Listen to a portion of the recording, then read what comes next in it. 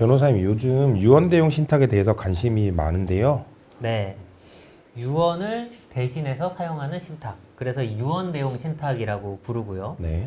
과거에는 상속 설계 방법으로 이제 증여 그리고 유증만이 있었지만 네. 2012년에 신탁법이 전면 개정되면서 이 유언 대용 신탁이 도입이 되었고 이제 10년 이상이 흐른 지금에서는 이 유언 대용 신탁이 상속 설계의 한 가지 방법으로서 각광을 받고 있습니다. 네. 이러한 유언대용 신탁은 재산을 가지고 있는 위탁자, 보통 부모님이 되겠죠. 네. 부모님과 같이 추후 피상속인이 될 분이 본인의 재산을 관리 및 사후 처분하기 위하여 수탁자와 계약을 체결하고 그에 따라서 수탁자가 재산을 관리하다가 위탁자가 사망하면 그 계약에 정해진 대로 상속 재산을 처분하게 되는데요. 네. 일반적으로 부모님이 생존해 계실 때는 그 상속 재산에서 발생하는 수익을 수익자로서 그 부모님이 받게 되는 것입니다. 네. 그러니까 예를 들어서 이 유언대용 신탁의 대상이 아파트인 경우 네. 그 아파트를 유언대용 신탁을 하더라도 그 아파트에 그 부모님이 계속해서 거주하거나 네. 혹은 임대하여 받게 되는 임대 수익을 수익자인 부모님이 뭐 생활비, 병원비 등으로 수령해서 사용할 수 있게 되고요.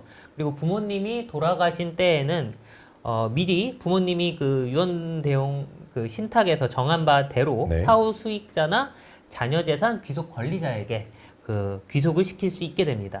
네, 말씀하신 대로 이러한 유언대용 신탁을 삼각구조, 즉 위탁자, 수탁자, 그리고 수익자 또는 잔여 재산 귀속 권리자의 삼각구조로 설명을 하는데요. 결국 유언대용 신탁은 위탁자와 수탁자의 계약으로 이루어지니 수탁자가 누가 되는지가 중요할 것 같아요. 네. 수탁자는 이제 위탁자의 재산을 이제 위탁을 받아서 이제 수탁을 받아서 관리하는 사람인데요. 네. 부동산의 경우에는 그 소유권 이전 등기를 하기 때문에 이게 등기부상에는 소유자로 수탁자 이름이 올라가게 됩니다. 그럼 수탁자가 그 부동산의 소유자가 되는 거네요. 네, 이게 일반 신탁 법리처럼 유언대용 신탁도 신탁의 일종이기 때문에 수탁자 앞으로 소유권 이전 등기를 하게 되면 네. 수탁자가 이제 소유자로 되는 것이지만 네. 근데 한 가지 좀 다른 점은 신탁 계약을 통해서 위 부동산의 처분 등 행위를 할 때 이제 위탁자의 동의를 받아야 된다라던가 이러한 여러 가지 제한을 걸어놓기 때문에 수탁자가 아무리 소유자가 되더라도 그 신탁 재산을 마음대로 처분을 할 수는 없게 되는 것입니다. 네, 수탁자는 위탁자에게 도움이 되는 방향으로 재산을 관리해야 되는 선관조의 의무가 있으니까 뭐 이러한 점에서 신탁받은 재산을 처분해서는 안 되겠죠. 이런 경우에는 형사적, 민사적인 문제가 생길 수도 있고요. 맞습니다. 그리고 보통 위탁자가 수익자가 되는 유언대용 신탁의 경우에는 이게 신탁법에서는 이거를 자익신탁이라고 부르는데요. 네. 자익신탁의 경우에는 위탁자 겸 수익자가 이 계약 자체를 해지할 수 있기 때문에 네. 언제든지 만약 이러한 문제가 발생할 가능성이 있다면 유언대용 신탁 계약 자체를 즉시 해지할 수 있겠습니다. 네, 그러면 이러한 유언대용 신탁이 요즘 많이 이용되는 이유는 뭘까요? 네, 유언대용 신탁의 가장 큰 장점이라고 한다면 뭐 다른 방법에 비해서 이게 좀 자유롭고 확실하다는 거죠. 이게 유언은 민법에서 정해진 엄격한 어떤 요건이 있기 때문에 네. 이를 지키지 못하면 유언 자체가 무효가 된다는 문제가 네. 있습니다. 근데 유언 대용 신탁은 정해진 형식 자체가 없기 때문에 그 형식과 내용을 자유롭게 위탁자가 결정할 수 있다라는 장점이 있는 것이고요.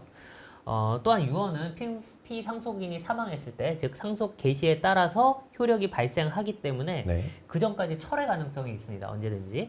또 피상속인 사후에 효력에 관하여 다툼이 발생할 여지도 그런 가능성도 있기 때문에 네. 조금 불확실하다는 면이 있지만 유언 대용 신탁의 경우에는 계약 체결로 효력이 즉시 발생하고 부동산의 경우에 등기부에 이제 공시까지 되기 때문에 더 확실하다고 볼 수 있겠습니다.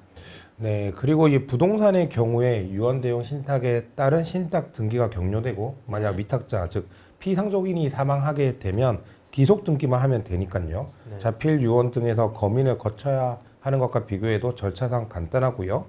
또 신탁을 하면 위탁자, 즉 피상속인에 대한 강제 집행에서 벗어날 수 있다는 점도 장점이 될 수 있겠죠. 네, 이제 새롭게 마련된 제도이다 보니까 아직 100% 정리되지 않은 부분도 분명히 있지만 네. 증여나 유언에 비해서 분명히 장점이 많은 제도라고 말씀드릴 수 있겠습니다. 네, 그 법무법의 율세 및 유언대용 신탁에 강점이 있다고 하시는데 이 영상을 보시는 분들에게 어떤 강점이 있는지 한번 어필해 주시죠.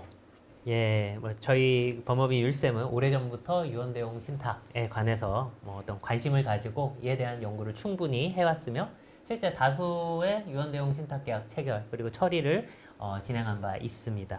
특히 유언대용 신탁과 관련해서 발생할 수 있는 임의 해지, 침해 등 의사 무능력과 관련된 그런 문제들을 고려해서 최대한 법적 분쟁을 최소화할 수 있는 방향으로 변호사가 직접 상담을 저희가 진행을 하고요.